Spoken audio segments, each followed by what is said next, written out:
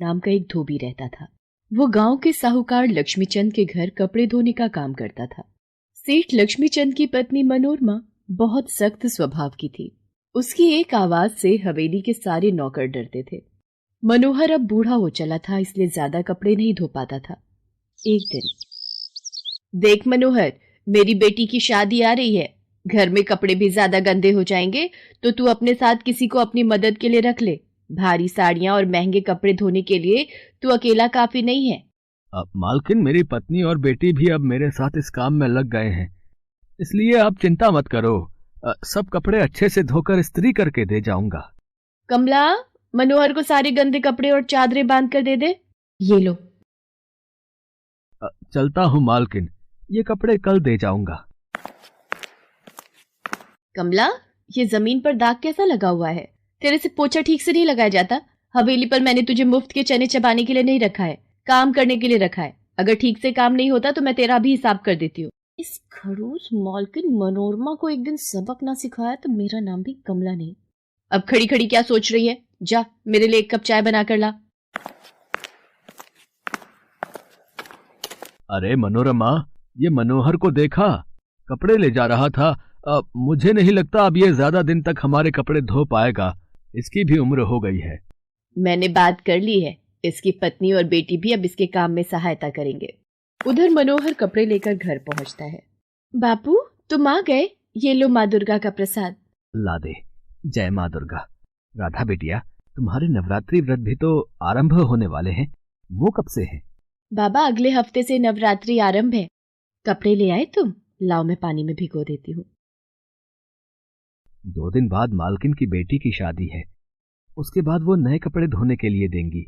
चलो अच्छा है, ज्यादा कपड़े होंगे तो राधा बिटिया के नवरात्रि व्रत और उद्यापन के लिए भी पैसे आ जाएंगे। बेटी की शादी के बाद मनोरमा मनोहर को बुलाती है, पर मनोहर की जगह उसकी बेटी राधा कपड़े लेने आती है।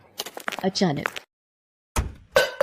ओहो, दिखाई नहीं देता क्या? सारा दूध गिरवा दिया। अब मुझे दोबारा से साफ करना पड़ेगा। माफ करना, शायद गलती दोनों तरफ से हुई है। मैं भी जल्दी में थी और तुम भी।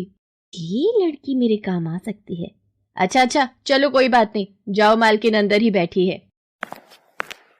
जी, मैं मनोहर की बेटी राधा हूँ। बाबा की तबीयत ठीक नहीं थी, इसलिए उन्होंने कपड़े लेने मुझे ही भेजा है। आप मुझे कपड़े दे दीजिए, मैं 2 दिन तक कपड़े धोकर और इस्त्री करके पहुंचा जाऊंगी।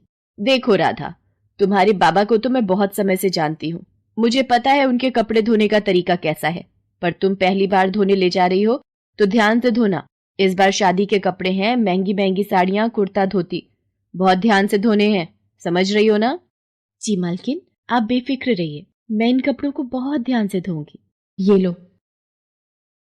राधा सभी कपड़े लेकर घर आ जाती है।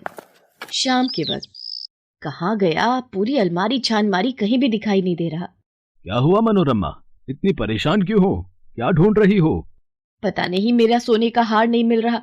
मैंने सारे गहने संभाल कर रखे थे, कुछ समझ नहीं आ रहा इतना महंगा सोने का हार कहाँ जा सकता है। अब परेशान मत हो, मुझे ये बताओ, पीछे से कौन कौन आया था?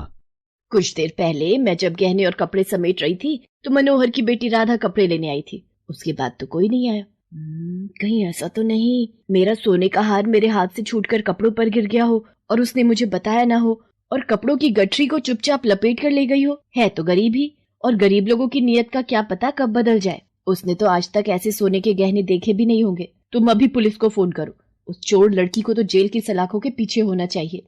मनोरमा और लक्ष्मीचंद के कहने पर पुलिस राधा को पकड़ने उसके घर जाती है। राधा उस वक्त अपना नवरात्रि व्रत खोलकर प्रसाद ग्रहण करने बैठी थी। राधा कौन है? हम उसे गिरफ्तार करने आए हैं। क्या बात है इंस्पेक्टर साहब, मेरी बेटी ने आखिर ऐसा क्या किया है जो आप उसे गिरफ्तार करना चाहते हैं? आपकी बेटी ने लक्ष्मीचंद जी की पत्नी मनोरमा जी का सोने का हार चुराया है। उन्हीं के कहने पर हम आपकी बेटी को गिरफ्तार करने आए हैं। ये आप कैसी बातें कर रहे हैं इंस्पेक्टर साहब? मैंने कोई हार नहीं चुराया, ये झूठ है। हे माँ दुर्गा, ये सब क्या हो रहा है? इंस्पेक्टर साहब, मेरी बेटी का नवरात्रि व्रत है, इसने सुबह से कुछ भी नहीं खाया है, इसे थोड़ा फलाहार खाने दीजिए। हे माँ, मेरी बच्ची की रक्षा करो। हमारे पास इतना समय नहीं है, चुपचाप लेडी इंस्पेक्टर की बात को मानिए और हमारे साथ चलिए। मनोहर और उसकी पत्नी रोते हुए मनोरमा और लक्ष्मीचंद के पास जाते हैं। मालिक, मेरी बच्ची ने कोई चोरी नहीं की, उसे बचा लीजिए। मालकिन, मेरी बच्ची का नवरात्रि व्रत है, वो सुबह से भूखी है, उसके व्रत चल रहे हैं। कल कन्या पूजन है, मेरी बच्ची जेल में है, उसे बचा लो मालकिन, उसे बचा लो। तुम्हारी बेटी मेरा सोने का हार वापस कर दे। तुम गरीब लोग ऐसे ही हो, जिस थाली में खाते हो उसी में छेद करते हो।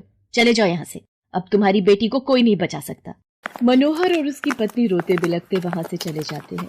उधर राधा जेल में माँ दुर्गा के नाम की स्तुति कर रही थी।